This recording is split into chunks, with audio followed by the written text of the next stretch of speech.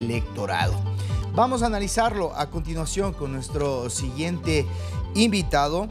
Se trata de Esteban Ron, él es experto electoral y también decano de la Facultad de Ciencias Sociales y Jurídicas de la Universidad SEC. Esteban, gracias por acompañarnos. Buenas tardes, te saluda César García. Buenas tardes, César, siempre a las órdenes, un gusto y gracias por la invitación.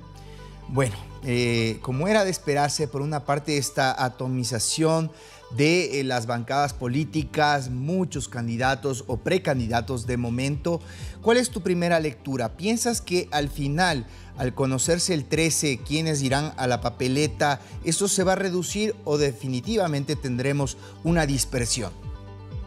Definitivamente seguimos en el Ecuador en una dispersión debido a que la configuración del sistema de organizaciones políticas de nuestro país lo que hace es facilitar candidaturas de personas que no tienen una militancia en organizaciones políticas. De hecho, estamos singularizando un dicho acá en el Ecuador, César, que dice: en el Ecuador existen candidatos sin partidos y partidos sin candidatos. Tenemos una norma en el Código de la Democracia que faculta a que las organizaciones políticas presenten estas candidaturas amistosas o estos candidatos invitados, lo que no restringe una militancia dentro de las propias organizaciones políticas, y vemos que la dispersión cada vez es mucho más amplia. De hecho, de acuerdo a la nota que ustedes acertadamente citaban previamente, tenemos candidatos como por ejemplo el caso de Javier Hervas, quien había anunciado que no participaría en estas elecciones, pero claro, vino otra organización política, en el caso de Reto, le propuso la candidatura y aceptó. Entonces, sobre la base de estas dos características del sistema electoral ecuatoriano, la dispersión va a seguir existiendo en el país, y además que no existe un facilitamiento en cuanto a las alianzas formales.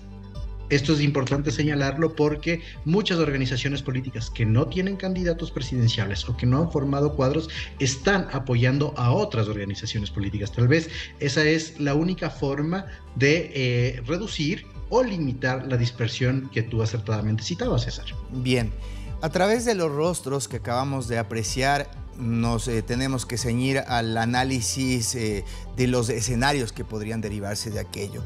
Muchos, sin lugar a duda, más allá de las aficiones o pasiones, están esperando a que anuncie mañana la Revolución Ciudadana, que ha concentrado en las últimas elecciones un importante porcentaje del electorado.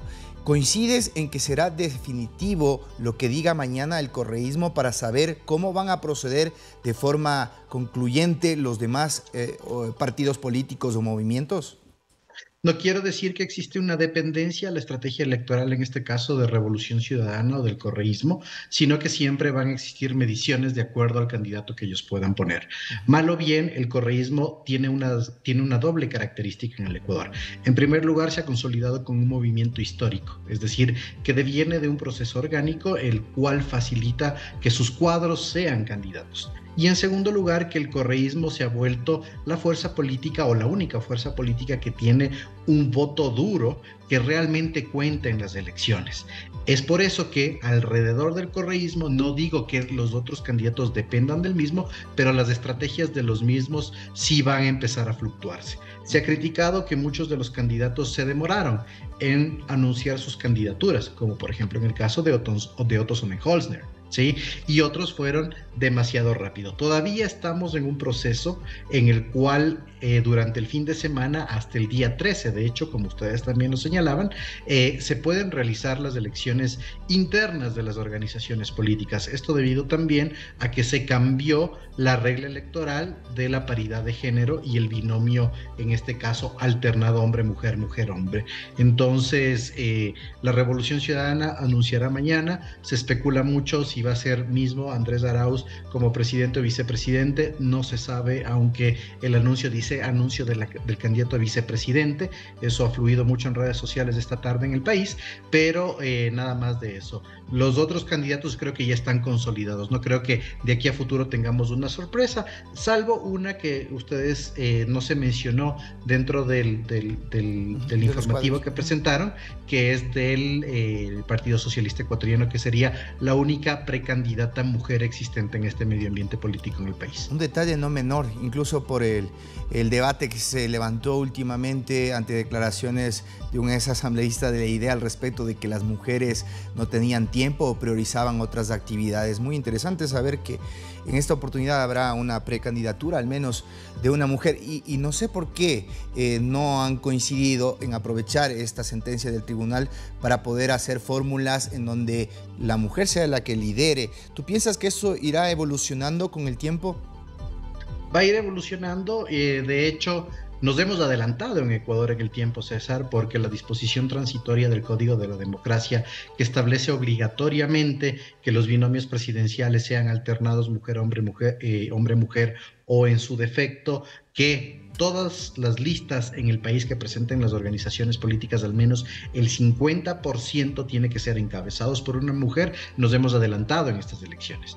Entonces, con este adelantamiento nosotros teníamos previsto en el Ecuador esto para 2025, pero de seguro va a evolucionar en el tiempo y estoy casi seguro que para 2025, en unas elecciones no extraordinarias, veremos futuras lideresas dentro de cabezas de listas de asambleístas nacionales o provinciales y, ¿por qué no?, en un binomio presidencial. De seguro va a evolucionar. Esteban, hablemos del electorado. ¿Qué es lo que va a solicitar y hacia dónde deberán apuntar los distintos candidatos en un tiempo tan corto, en donde, por ejemplo, las redes sociales serán cruciales para la campaña y el tema quizás transversal en este año y medio prácticamente que va a gobernar el gobierno que venga de transición? Tendrá que enfrentar sin duda alguna el tema de la inseguridad como premisa superior. De seguro. En estas elecciones, o cuando existen elecciones anticipadas o extraordinarias en cualquier democracia inestable latinoamericana, el escrutinio social, César, se ve mucho más elevado. Es decir, el elector, por la propia sinergia de haber derivado de un clivaje, va a escrutar mucho más al candidato y va a escrutar muchísimo más a la organización política. En ese sentido, dentro de los 3 estratos que existen de valoración del candidato, persona, militante de partido y jefe de Estado, nos vamos a quedar por lo general en el primero, es decir, un voto personalizado a ese candidato. Ahora bien, que determina también, hay que decirlo, en el Ecuador el Código de la Democracia, que el plan de gobierno tiene que ser un plan plurianual con además un estudio situacional.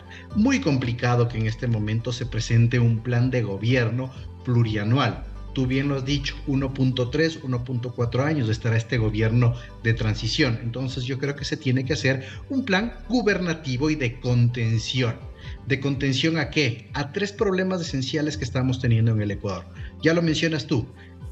Inseguridad, es decir, contención a la seguridad. Segundo, el aprovisionamiento de medicinas básicas dentro del Sistema Nacional de Salud.